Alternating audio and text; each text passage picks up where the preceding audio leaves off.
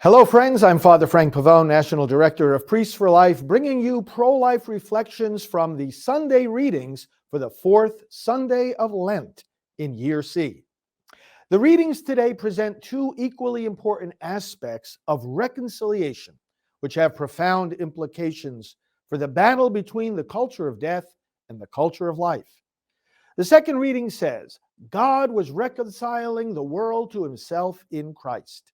Then it says, we implore you on behalf of Christ, be reconciled to God. We can ask, who is doing the reconciling?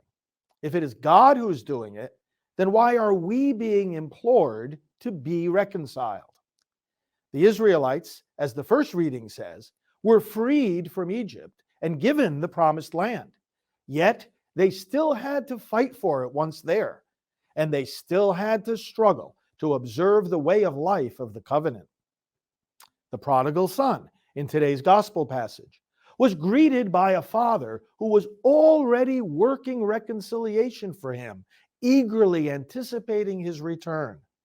Yet he too had to work out his salvation. He had to struggle. He had to make a deliberate decision to renounce his way of life, get up, and make the journey back to the Father.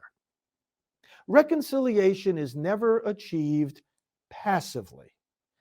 And both in the case of the Israelites and the prodigal son, a key motive to doing what needed to be done on their part to be reconciled to God was that they had reached a dead end. Life in slavery was not appealing, and life for the son far away from the Father had likewise lost its appeal.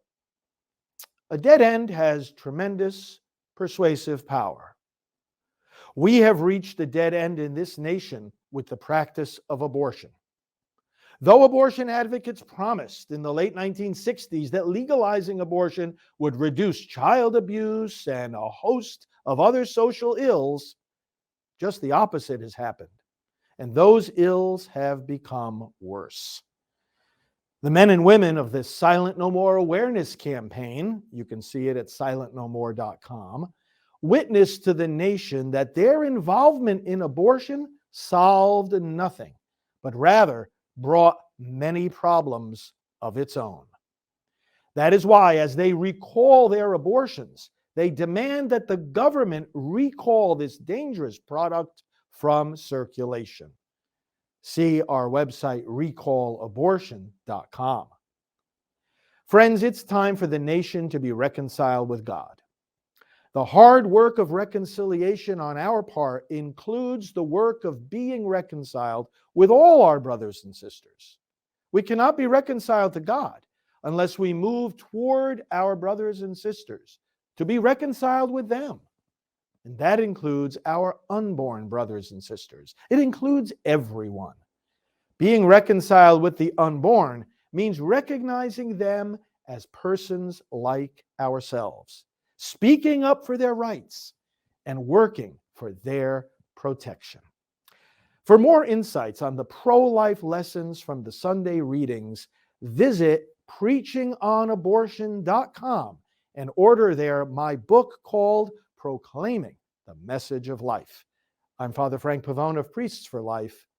God bless you.